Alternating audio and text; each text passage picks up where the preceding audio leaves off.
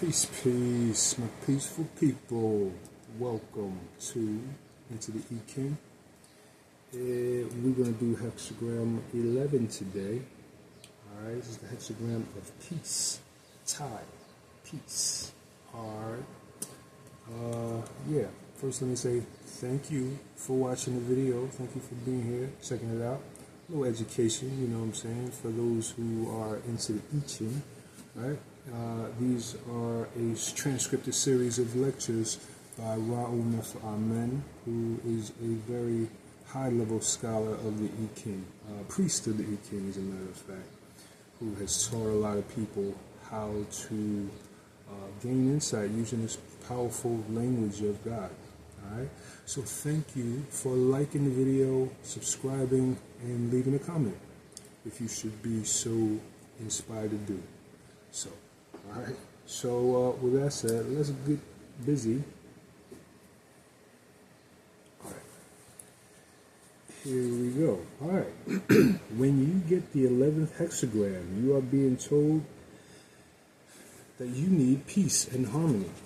But peace and harmony is brought by you first putting your spirit and your perceptions and your being in order by living in harmony with the laws that control life.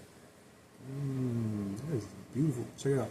When you get the 11th hexagram, this is bold parentheses.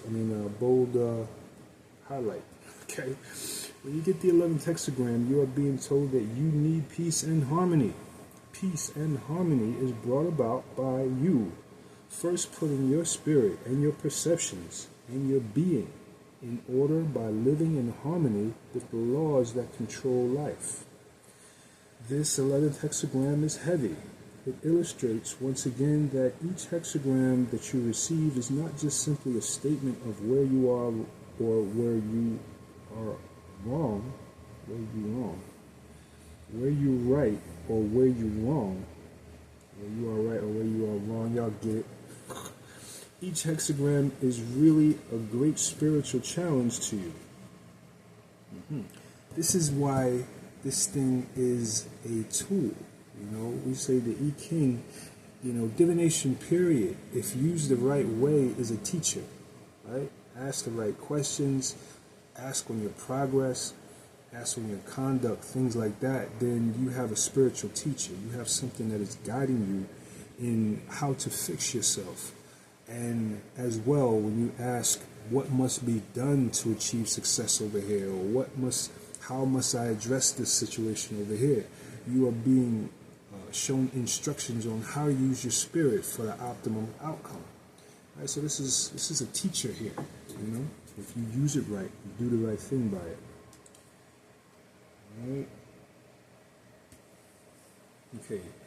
Each hexagram is really a spiritual challenge to you. It is really a great spiritual lesson to you. At each hexagram, if you really got into it, you would need to write it in a book, or need to write a book on it. Funny sometimes. Right, yeah, write a book on it. Alright? Okay, let's go into line 1. When ribbon grass is pulled up, the sod comes with it, each according to its kind. Undertakings bring good fortune. In times of prosperity, man called to fill. In times of prosperity, every something man called to fill an office draws like-minded people along with him. Every single man, okay, let's try that one. Every single man called to fill an office draws like-minded people along with him. Just as in pulling up the ribbon grass, one always pulls up a bunch of it because the stalks are connected by their roots.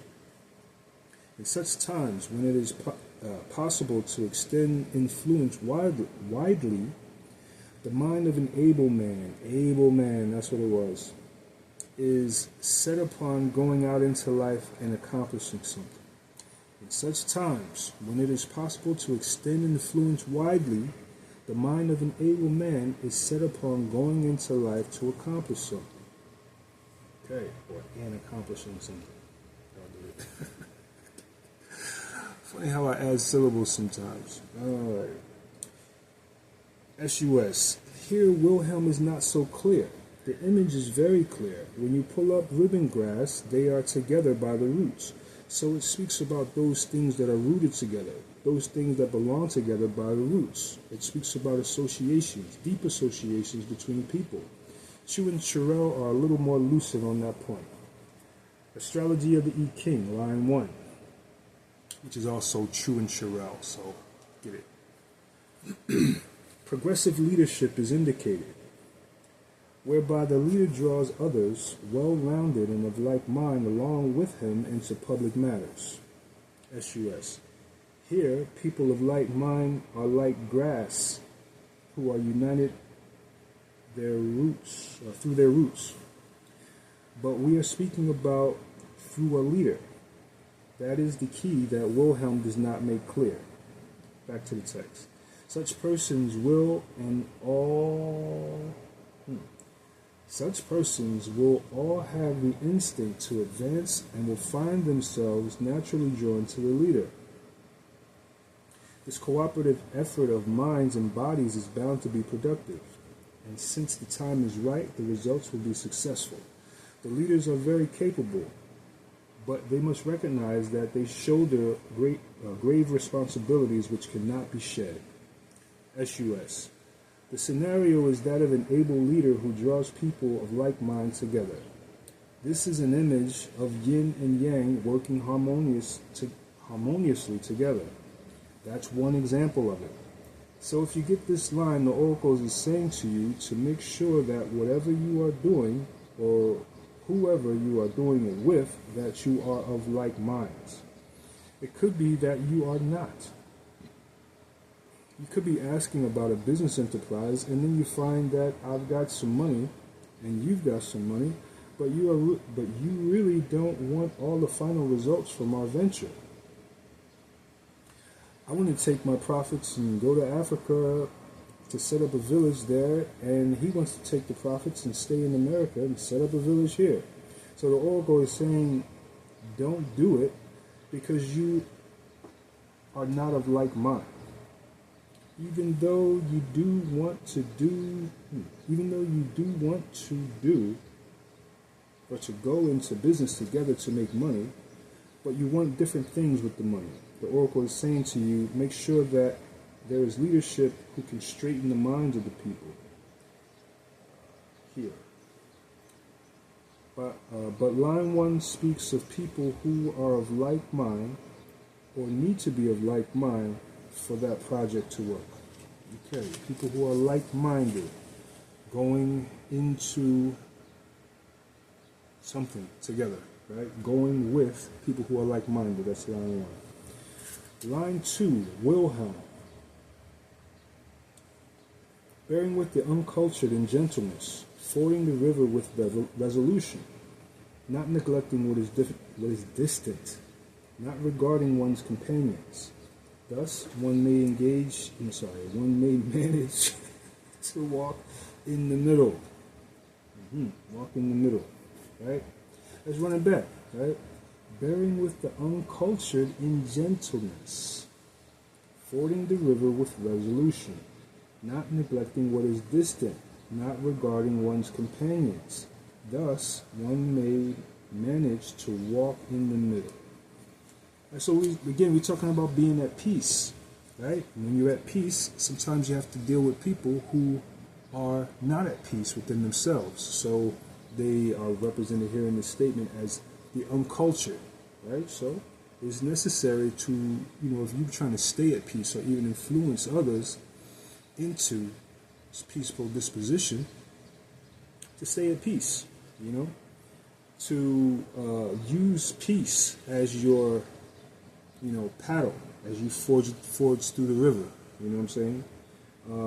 By not neglecting what is distant, not regarding one's companions. You're not thinking about, anything but keeping the peace. You are on your way to do what you got to do, and, that's all that matters. So peace is in the front. It leads you. Right? Thus, one may manage to walk in the middle.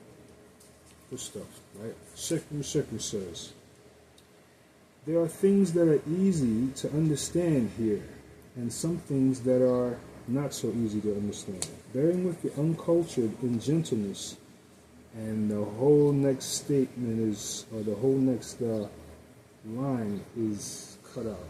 Right? Particular situation. That's all I can make out from that. Right? Bearing with the cultured means, bearing with the cultured in gentleness means. Let's cut out. A particular situation. Who is right in a particular situation, but must bear with the person who is wrong as a means of establishing peace and harmony. In this particular example, we get when you get this line, fording the river with resolution. The river and the ocean is a symbol of dangerous enterprises. When you go into dangerous enterprises with resoluteness, it brings peace to your heart. Irresoluteness keeps you unpeaceful. It keeps you unstable, not neglecting what is distant. Some people only can deal with short-term projects, not regarding one's companions.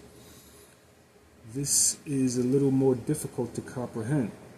I will go into the text to show you what the author actually means. Right, in parentheses, thus one may manage to walk in the middle, meaning these are examples of how one can manage to remain centered.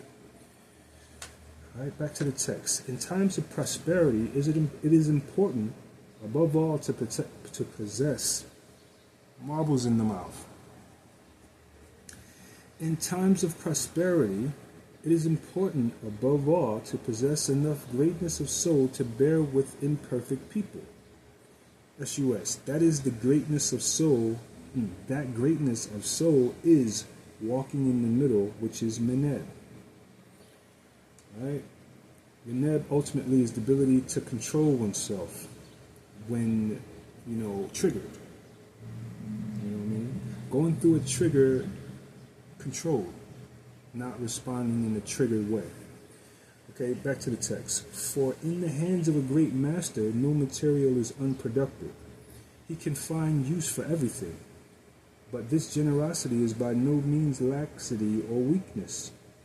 It is during times of prosperity especially that we must always be ready to risk even dangerous undertakings, such as crossing of a river, if they are necessary. So too, we must not neglect what is distant, but must attend scrupulously to everything. SUS, meaning to have short-term as well as long-term plans. Back to the text. Factionalism and dominance of cliques are especially to be avoided. SUS. This means not regarding one's companions. Okay?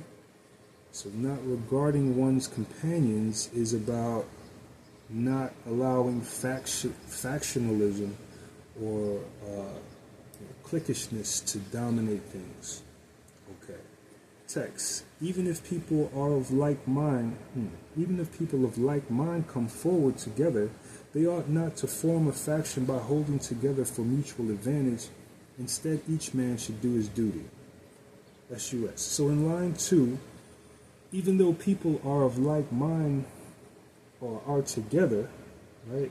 People of like mind are together, and there are people who are not of like mind. In the second line, we are painting a different scenario. When you get this line, the oracle is saying here, it is important that if you have people of like mind working with people of unlike mind, you have to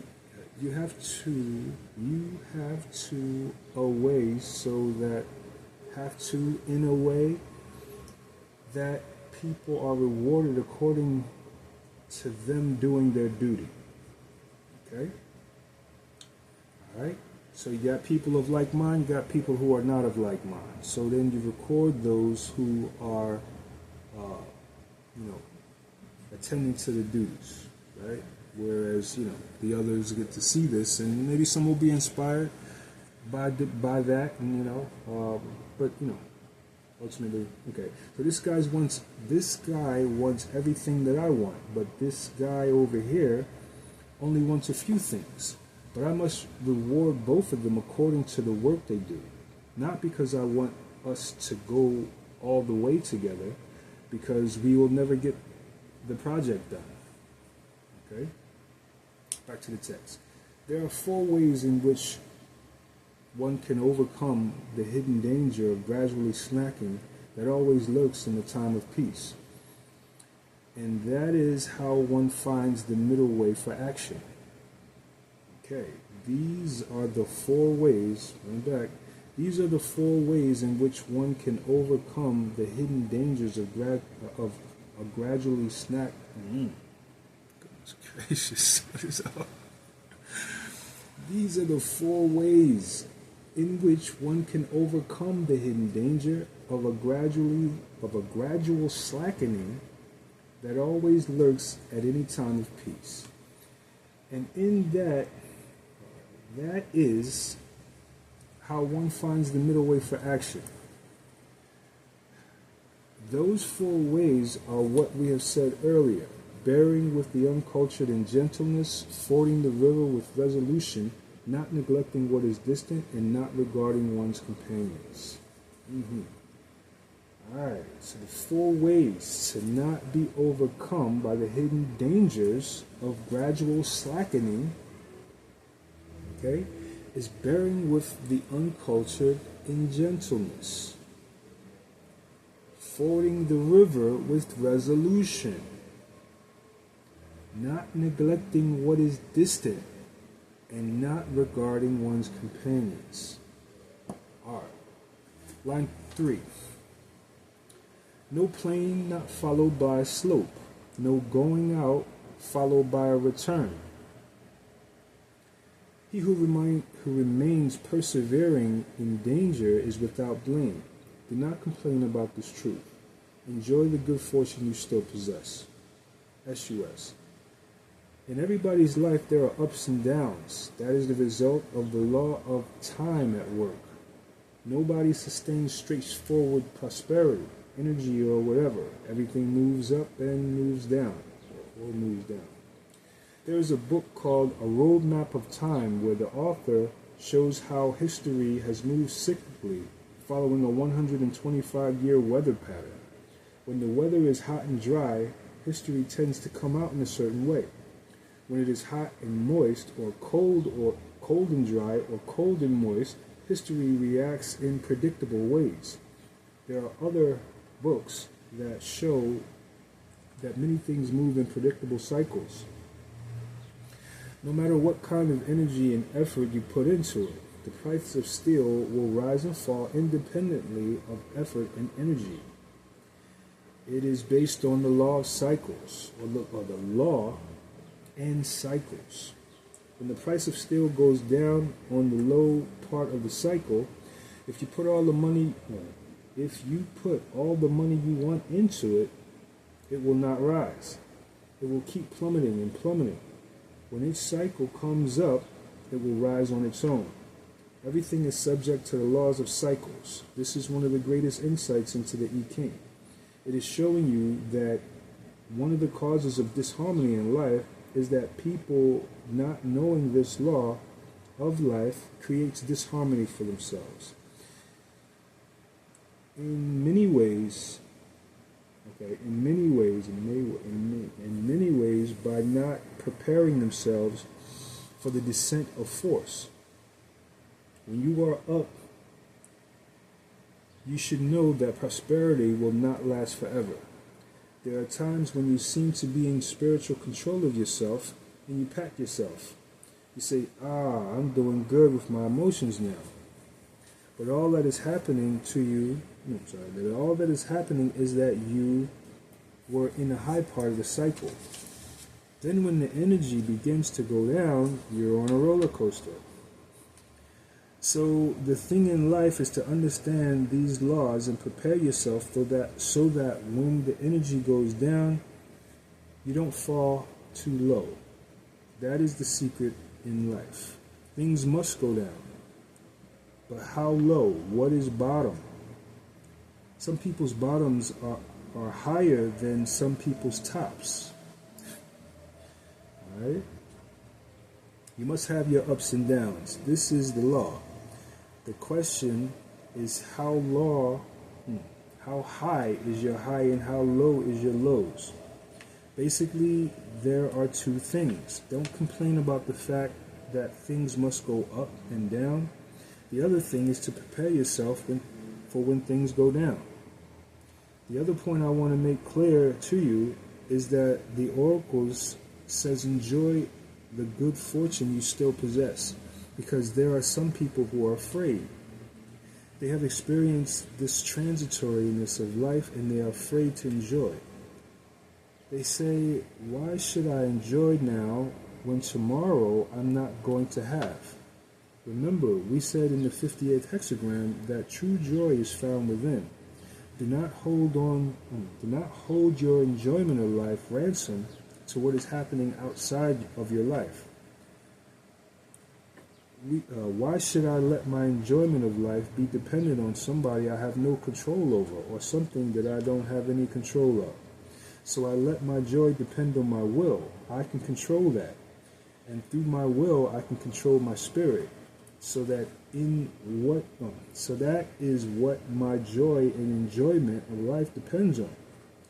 So when the energy goes down, you can still enjoy life. You have to understand that. This is where you lose your peace. This is where you lose your harmony. Because when things are not happening outside, then you become devilish. Evil can be held in check, but not permanently abolished. That's the text. Okay? Evil can indeed be held in check, but not permanently abolished. What it is saying here is that evil thoughts will always come to you at one time or another. From the Meneb classes, you know that an evil thought doesn't come from you. It is not your own generation. And every thought that is not proper, you need not follow it. Okay?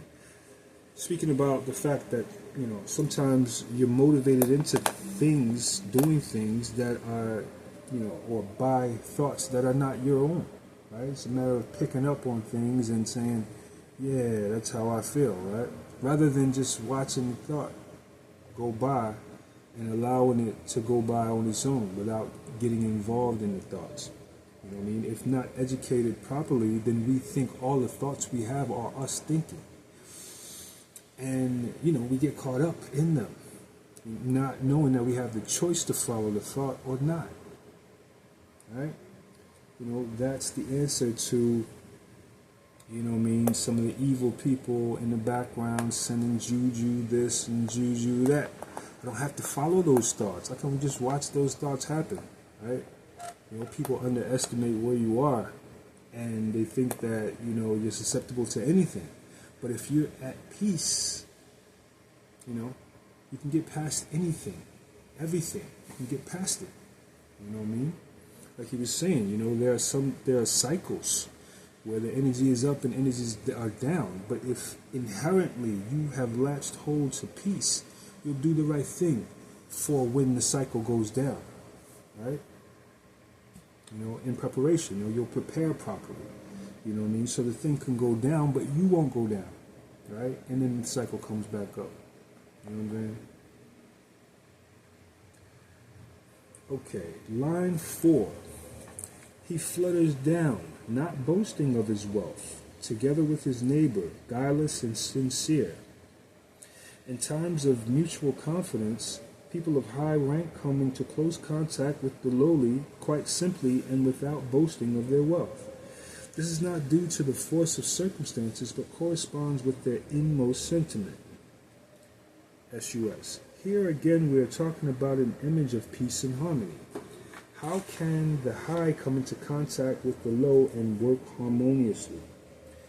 That is by not boasting of their wealth. The boasting here is not by saying or speaking or being rich, but by indulging themselves in luxuries. Here is a very key thing. If you are richly endowed in mind or in money or whatever, you must work with those who do not have what you have. And you get this line. You will have to, in some manner, hold back on your luxury. That, let's say that you're asked about working on a project and you get this 4th line. You are told that you have more than the other person. So don't show off too much of your wealth or your knowledge or so and so. There are counsels on how to achieve the middle way, that harmony. How to achieve that middle way, that harmony. That's what the 11th hexagram means. How can you set up conditions to work peacefully and harmoniously with somebody? Keeping in mind that the Tao, living in harmony with the seasons, is important for you to achieve the balance and equilibrium that you need in life. Alright. This is good stuff, man. I be liking this stuff. You know what I'm saying? Just instructions on how to live, you know? Not bad. If you can, be humble, you know what I mean? All of this takes humility. It's like, why recreate the wheel? You know what I mean? There's ancient wisdom here. Ancient wisdom. Why, we investigate new stuff that is, we don't really know what it is, right? That's why people don't know God and know that God is real. Because they fail to be humble and just accept the old teachings or test the old teachings, right? This stuff is here for you to try out. We live in life, you know what I mean? Everything is an experiment, on some level, you know what I mean? Again, if you're a student of life, So, yeah. Line 5. The sovereign E gives his daughter in marriage. This brings blessings and supreme good fortune. The sovereign E is Tang the completer. By his decree, the imperial princesses, although higher in rank than their husbands, had to obey them like all other wives. Here too we are shown a truly modest union of high and low that brings happiness and blessings. SUS. In Chinese and African traditions, the male is made the custodian of authority in the household. Let me give you a little background so you don't go home and generate domestic squabbles. In African and other non-African societies, the men rule the households. In that, they are the embodiment of the laws of the society, the spiritual laws of the society. Meaning that by nature, the kind of psychic state that is necessary to impose authority is fire. It's a fiery job to impose and carry out authority. This is quite in harmony with the psyche of a man to do that. A woman would have to energize herself constantly to enforce authority.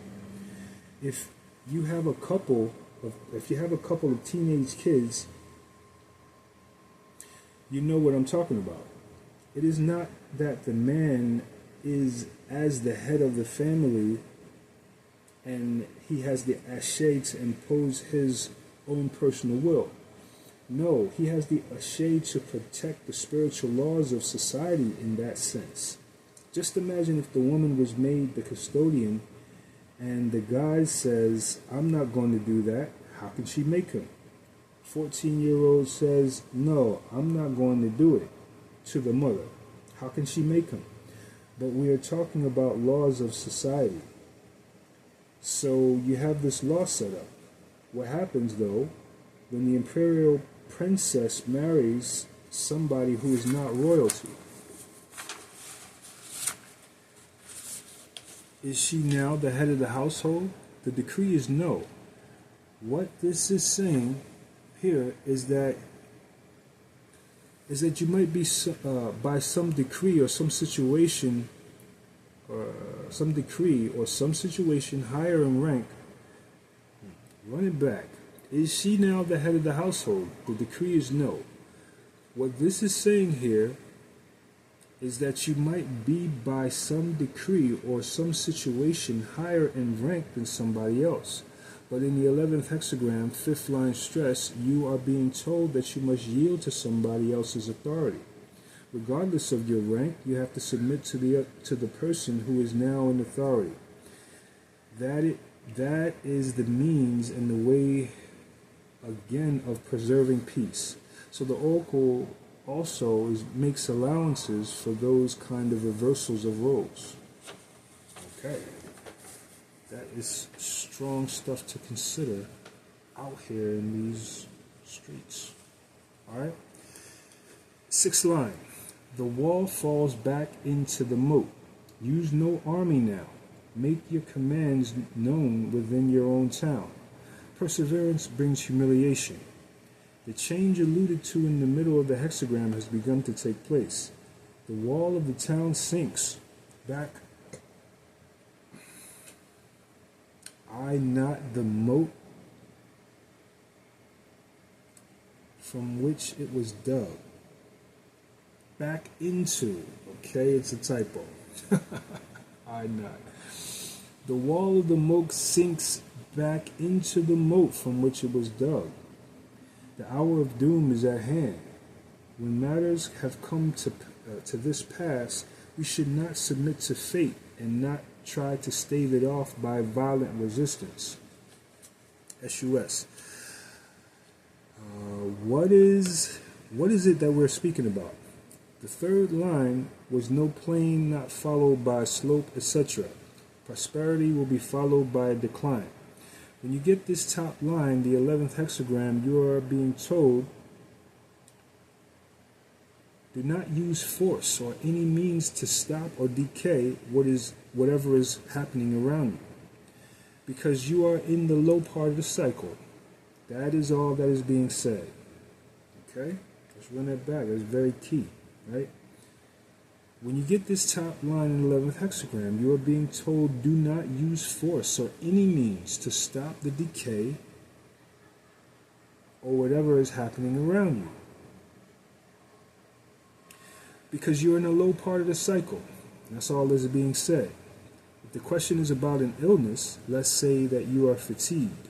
Don't go and take ginseng or whatever. Just get some sleep. Don't take anything that will force the blood back into the muscles or make you feel externally energized again. Just get some sleep. You are in a low part of your cycle now. Wait for a better day. Okay, and there can be a bunch of examples about that. Yeah, interesting wisdom of life. All right, that is the 11th hexagram, folks. And yeah, that's it. So yeah, good stuff, man. I hope y'all getting this. Yeah, so yeah, that's it, folks. Definitely appreciate everybody who has liked the video, well, who has watched the video, who's liked the video, who are commenting, subscribing to the channel. We need your support over here. You know, me and myself and my shepsuit. Yeah, we need you, okay? Alright, so yeah, we're gonna be back at another date. I'll have on different clothes that day. And yeah, we'll continue on where we're going. Alright, so peace, y'all.